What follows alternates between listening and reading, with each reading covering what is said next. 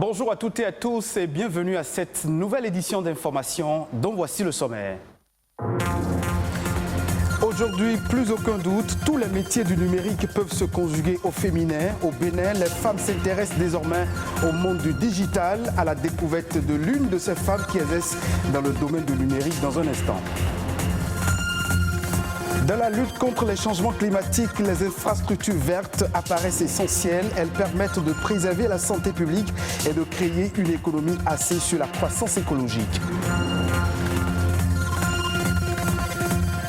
Et puis, existe-t-il des risques de contamination aux hépatites par des gestes amoureux? La réponse est à découvrir dans cette session d'information.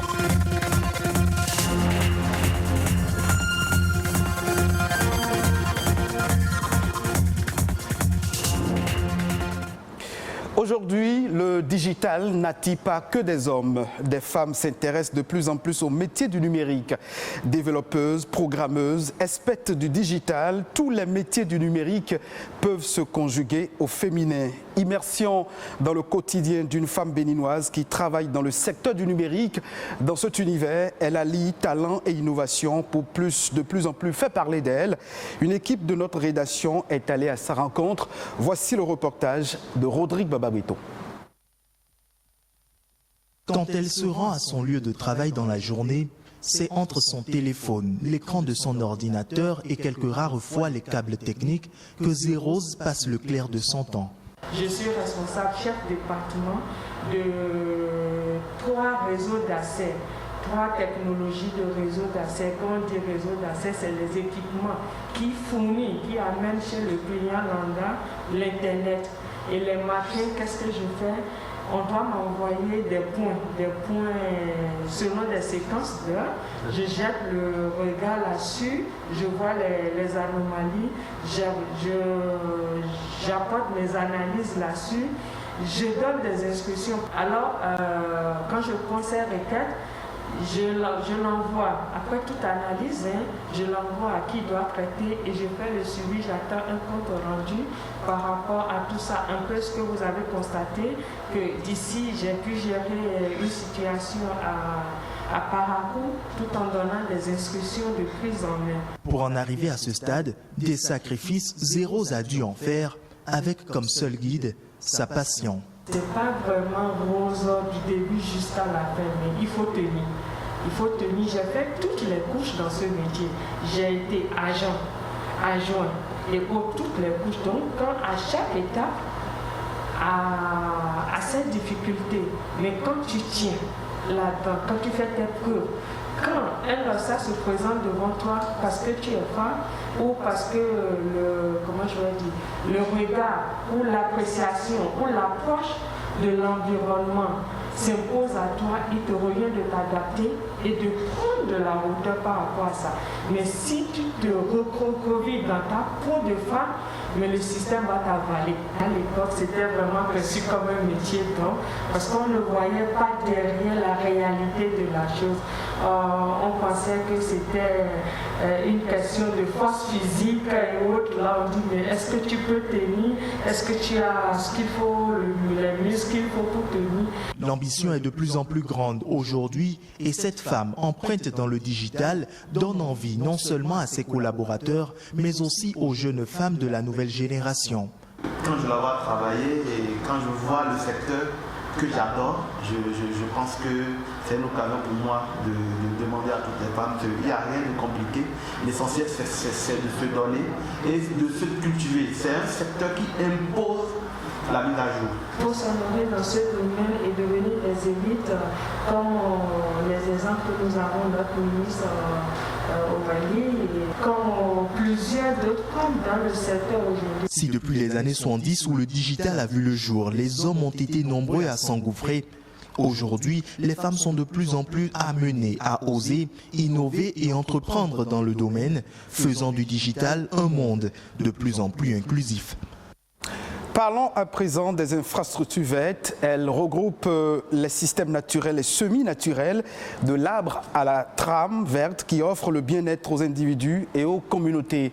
Investir dans ce domaine est un moyen efficace pour réduire les émissions mondiales de gaz à effet de serre. Les infrastructures vertes sont un ensemble d'écosystèmes naturels qui peut aider les collectivités à réduire leurs empreintes carbone. Les précisions dans ce reportage. La Terre connaît aujourd'hui 16 des 17 années les plus chaudes jamais enregistrées depuis 2001. Selon la NASA, la lutte contre les changements climatiques est une priorité mondiale et l'installation des infrastructures vertes apparaît comme une solution. Une infrastructure verte est un espace d'agrément couvert de végétation. Ça peut être des arbres ou des plantes herbacées dans un objectif de récréation ou dans un but ornemental. Il fait plus chaud aujourd'hui qu'avant, ainsi de suite. Si nous voulons changer cette donne-là, l'une des meilleures manières, c'est de planter des arbres. Parce que non seulement ça va embellir les milieux dans lesquels ces arbres sont plantés, mais aussi ça va favoriser la production d'oxygène, ça va donner de l'ombrage et par tous ces moyens-là, ça peut aider à baisser la température, on a dit dans une fourchette de 1 à 5 degrés. Donc, si on veut lutter vraiment contre le réchauffement climatique, planter des arbres est une bonne solution. À en croire certaines études, l'infrastructure verte peut offrir plusieurs avantages sur le même territoire. Malheureusement, il en existe peu au Bénin. Selon l'OMS, normalement, on doit avoir 10 mètres carrés des espaces verts polygonaux, oui, par habitant, mais les recherches de thèse que j'ai faites m'ont montré que pour les 5 villes parcourues, Ouidah, Porto-Novo, Cotonou, Calavi et Sémékodji, c'est Ouidah qui est la ville la plus riche. Et là, les populations ne disposent que de 0,27 mètres carrés par personne. Donc si on compare ça à la norme, c'est que le Bénin est très en arrière. En effet, plusieurs raisons expliquent ce manque d'intérêt pour les infrastructures vertes. C'est des infrastructures qui nécessitent des investissements en termes de coûts pour les mettre en place et également pour les entretenir. Il y a également cet aspect de manque d'éducation à la protection de l'environnement, c'est-à-dire éducation à l'éco-citoyenneté qui fait qu'on ne perçoit pas l'importance déjà de ces espaces-là et ensuite on ne sait pas comment les entretenir. La solution réside alors dans l'adoption de programmes et projets de financement allant dans le sens de la préservation de la nature. Il y a différentes politiques ou différentes méthodes qui sont mises en place pour promouvoir les infrastructures vertes. Ça va de ce qui est prévu à l'échelle du gouvernement à ce qui est prévu à l'échelle décentralisée dans les communes à travers les schémas directeurs d'aménagement des communes qui prévoient déjà que la commune s'investisse dans la mise en place des espaces verts, des infrastructures vertes. Et donc, c'est un travail vraiment à l'échelle nationale et également déconcentré, mais aussi qui doit être vu du point de vue micro, c'est-à-dire la famille. Donc, il faut qu'ils sachent que les infrastructures vertes sont autant importantes que les infrastructures grises et que les populations en ont vraiment besoin pour leur épanouissement et leur bien-être. Investir dans les infrastructures vertes revient à atténuer les émissions de gaz à effet de serre et inciter les populations à trouver ensemble des stratégies communes de lutte contre les changements climatiques. Venons-en maintenant à cette question de santé publique. Les hépatites sont des pathologies à virus qui font beaucoup de ravages. Selon l'opinion publique, les élans et comportements amoureux entre les partenaires constituent des portes ouvertes aux hépatites. Qu'en est-il réellement? Voici les explications de Martin Sopon. Il est un hépato-gastro-entérologue. Il faut dire que le virus de l'hépatite B se retrouve dans la plupart des liquides biologiques, notamment le sang, la sueur, la salive, les urines et tout.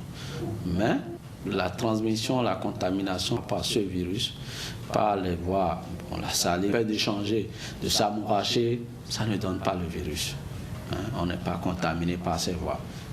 Et c'est rare, c'est exceptionnel que ça se passe de cette manière. Pour que ça se réalise, il faudrait que le sujet contact ait des lésions muqueuses, donc des plaies buccales et tout, et que la salive du sujet infecté se projette dans la plaie de l'autre pour que la contamination se réalise. Mais je tiens à préciser que si ça se réalise par cette voie, c'est déjà des sujets adultes. Parce qu'il faut savoir que l'évolution de l'infection dépend du moment de la contamination. Pour s'embrasser, s'amouracher ou aller à l'acte sexuel, il faut être adulte. Donc, pour être contaminé à ce niveau, il n'y a pas de problème. Vous allez faire une infection aiguë qui va se guérir spontanément. Donc, les contacts sexuels aussi, le virus est dans le liquide sexuel, mais il faudrait que le sujet qui est infecté ait une forte charge virale et que ça soit un virus avec antigène HBE positif ou que les relations sexuelles se passent pendant que la femme est en menstruation ou que la femme, il n'y a pas eu beaucoup de préliminaires et que la femme n'est pas suffisamment sensibilisée. Donc, il y a des micro-saignements pendant l'acte sexuel. C'est ce facteur-là qui augmente le risque de contamination. Sinon, en réalité, beaucoup plus chez nous, on est infecté par ces virus très tôt dans nos premières heures de vie, par notre mère ou bien dans l'entourage familial. Direction maintenant l'Algérie à la rencontre d'un jeune couple citadin. Anis et Hanifa Saouden ont décidé de tout quitter pour s'investir dans l'agriculture biologique. Suivez le reportage de nos confrères de France 24. Hanifa ont quitté leur zone de confort pour se consacrer à l'agriculture biologique. Plus qu'une passion, c'est un engagement que ces jeunes mariés ont toujours partagé, même avant de changer de vie. Ils ont décidé de créer leur propre ferme sur ce terrain familial de près de 3 hectares à une trentaine de kilomètres d'Alger. Notre visite commence par ce qui représente pour eux le coin de prédilection. On vient ici pour se ressourcer un peu, pour se donner un peu un remontant psychologique pour toute la journée. On fait le plein d'énergie, de bonne humeur surtout, et puis on descend au champ pour aller travailler la terre. Anis a 28 ans, il est pharmacien. Son épouse Hanifa, âgée de 26 ans, est ingénieure diplômée de l'école polytechnique d'Alger. Leur objectif, prôner une agriculture respectueuse de la nature. En permaculture, donc, ce qu'on fait, c'est du compagnonnage. Donc, par exemple, on ramène des animaux. Par exemple, les canards, quand on les ramène, eux, ils nous débarrassent des limaces et nous, on leur offre une mare. Les canards adorent barboter dans l'eau. On a choisi l'agriculture biologique parce que c'est un peu la santé aussi. C'est-à-dire qu'avoir dans son assiette des légumes et des fruits qui sont bio, c'est aussi être en santé, ça veut dire que c'est bien consommé. Le consommateur algérien, il cherche un produit de qualité. Ce qu'il cherche aussi, on a remarqué, c'est un rapport direct avec l'agriculteur. Donc ils veulent voir les légumes pousser, les légumes qui finiront dans leur assiette, ils veulent les voir pousser. Sensibiliser au compostage fait également partie des priorités du jeune couple. Là, c'est un composteur fait maison, donc on a fait ça. Et systématiquement, quand les gens viennent nous rendre visite, on leur demande que la prochaine fois qu'ils viennent, ils ramènent des déchets ménagers organiques. Nous, nos propres déchets organiques, on les trie, on les met ici, on laisse composter le temps que ça prenne. Économiser l'eau, trier les déchets ménagers, militer pour des espaces verts pour tous ceux en quête d'un endroit où se ressourcer.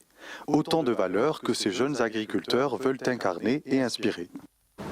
Ce sera tout pour cette session d'information. Merci de votre fidélité. Retrouvez cette édition sur le site de l'ORTB, www.ortb.bj.